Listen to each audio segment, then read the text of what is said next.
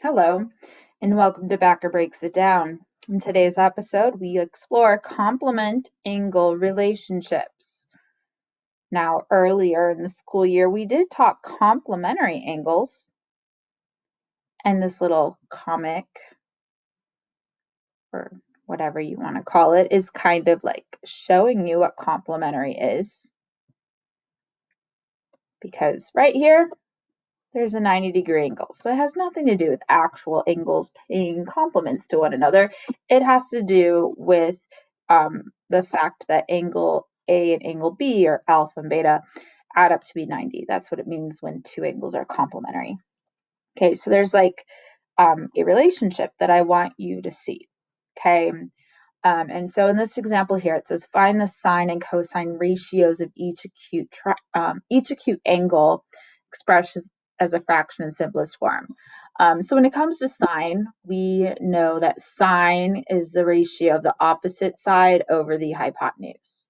Okay, so if we're working with angle A, the side opposite angle A measures 36. The hypotenuse isn't going to change, like it's going to stay 39 this whole time, right? So sine is opposite over hypotenuse, so we're looking at 36 over 39, and if we reduce this, we get 12 over 13, okay? So while we're at it, let's also find cosine of angle A. Now, I know cosine to be the ratio of the adjacent side over the hypotenuse. And so adjacent to angle A, I have 15. And then, of course, the hypotenuse is still 39. So this reduces down to be 5 over 13. Okay. So now let's look at the other angle involved. Let's look at angle B.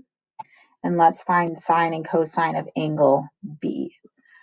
Starting with sine. So sine is opposite over hypotenuse. If angle B is our angle of reference, opposite angle B is the side measuring 15. And of course, the hypotenuse is 39. And if we reduce this, we get 5 over 13. And then cosine of angle B, cosine is the adjacent over the hypotenuse. So adjacent to angle B is 36, and the hypotenuse is 39. Reduced, this gives us 12 over 13. Okay, so compare our ratios here in example 3. Like, what do you notice? So I noticed that for sine of angle A, we got 12 over 13. And I noticed for cosine of angle B, we got 12 over 13. Okay, I also notice that sine of angle B is 5 over 13, and cosine of angle A is 5 over 13. Okay, so what I'm seeing is that, and I'll just write this down. So sine of angle A equals cosine of angle B, and sine of angle B is equal to cosine of angle A. So this is kind of interesting. What do we know about the relationship between, that's supposed to be a highlighter,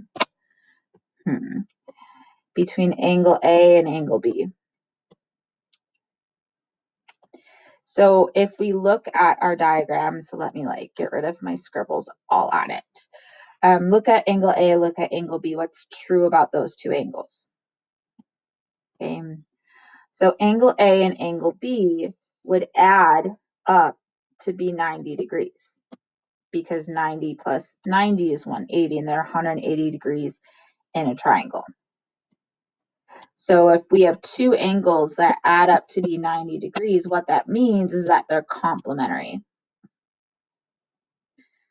because that's like definition of complementary, right? So there's this really special relationship that exists between sine and cosine of complementary angles, okay? And it basically says that sine of angle x, so x is representing the measure of angle B, okay, is going to be equal to cosine of 90 minus that. So for instance, if I was like, hey, sine of 20 degrees, what is that equal to? You'd be like, well, it's equal to cosine of 90 minus 20. So it's equal to cosine of 70. Like if we were to actually compute these like on our calculators, we'd get the same exact like measurement. Seriously, we would. You should try it, okay? The complementary relationship for cosine says cosine of x is equal to sine of 90 minus x. So if cosine was like 50, so cosine of 50 would be like equivalent to sine of 40, okay?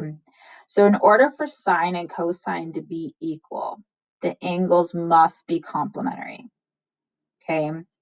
And so like these 4 examples here, we're using that idea.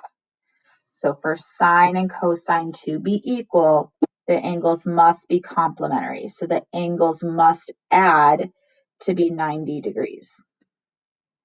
So when I look at number 4, it says the expression sine of 57 is equal to, well, it's going to be equal to cosine, and then 57 plus like something has to be 90. So if I go like 90 minus 57, I would get 33. So sine of 57 is equal to cosine of 33. Okay, let's step it up. Find the value of r that will make the equation sine of 73 equals cosine of r. So we're not really quite stepping it up here. We know that like 73, that angle and angle r have to add to be 90. Okay, like that's the rule. The 2 angles have to add to be 90 degrees. So we can do some simple subtraction and we can find that r would be equal to, what is that, 17? Yeah, 17. Okay. All right. So now I'm ready to step it up because like number 6 has algebra in it, but I don't want you to freak out because remember, in order for sine to be equal to cosine, the angles must be complementary. So one of the angles is given to us to be 2x plus 4. The other angle given to us is 46, right? These 2 angles must add to be 90. So I'm creating like a really simple algebraic equation here. And so like this gives me what, 50? Subtract, that would be 40. Divide, that would be 20. So x is 20. So for sine to be equal to cosine, the angles must be complementary. That is the like main idea, okay? And so in problem number 7, one of the angles is 40 minus x. The other angle is 3 times x.